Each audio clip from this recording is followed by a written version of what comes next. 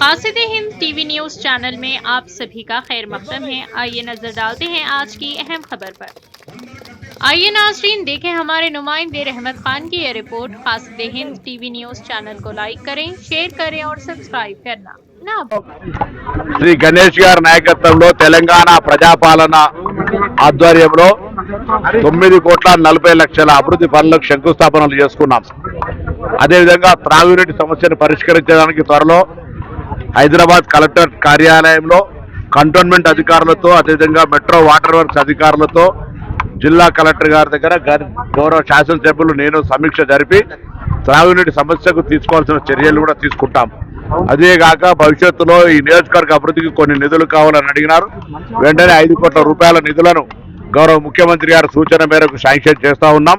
అవి త్రాగునీటి సౌకర్యాలకు సంబంధించి ఇతరత్ర అత్యవసర పనులకు వాడుకొని ఈ ప్రాంత ప్రజలకు ఇబ్బందులు రాకుండా ఈ యొక్క ఎండాకాలంలో ఉపయోగించాలని ఈ సందర్భంగా కోరుతూ తప్పకుండా భవిష్యత్తుకు సంబంధించి కంటోన్మెంట్ నియోజకవర్గం మరి ఇక్కడ ఉన్నటువంటి జిహెచ్ఎంసీ పరిధి కంటోన్మెంట్ పరిధిలో సమస్యలు నలగకుండా గౌరవ శాసనసభ్యుడు ఎప్పటికప్పుడు మా దృష్టికి తీసుకొని వస్తూ ఉన్నారు. గౌరవ ముఖ్యమంత్రి గారి దృష్టికి తీసుకొస్తా ఉన్నారు.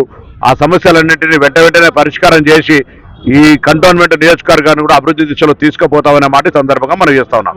బడ్జెట్ మీద ప్రతిపక్షం వాళ్ళు చర్చలో ఉండాలనుకుంటే వాళ్ళ ఉనికిని కాపాడుకోవాలంటే ఎంత మంచి బడ్జెట్ అయినా విమర్శించాలి. కాబట్టి వాళ్ళ రాజకీయ ఉనికి కోసం విమర్శిస్తూ ఉన్నారు తప్ప బడ్జెట్ పూర్తిగా సర్వత్రా ప్రజారంజకమైనటువంటి బడ్జెట్, అన్ని వర్గాలకు అన్ని రకాల అవకాశాలు ఇచ్చినటువంటి బడ్జెట్, వాళ్ళ ఉనికి కొరకు ప్రతిపక్షాలు రాజకీయపరమైన విమర్శలు చేస్తూ ఉన్నారు. ముందు గణేష్ గారు మా దృష్టికి తీసుకొచ్చింది తప్పకుండా అందుకే చెప్పాను. కంటోన్మెంట్ హైదరాబాద్ మెట్రో వర్క్స్ అందరూ కలిసి జాయింట్ యాక్షన్ కమిటీ మీటింగ్ పెట్టి సమావేశం చేసుకుంటాం. ఇదే సందర్భంలో రేపటి నుంచి 10వ తరగతి పరీక్షలు రాస్తా ఉన్నారు. రాష్ట్ర వ్యాప్తంగా తెలంగాణ ప్రజాపాలన ప్రభుత్వం పక్షాన 10వ తరగతి పరీక్షలు రాస్తున్న విద్యార్థులందరికీ శుభాకాంక్షలు, అభినందనలు, ఆశీర్వచనము.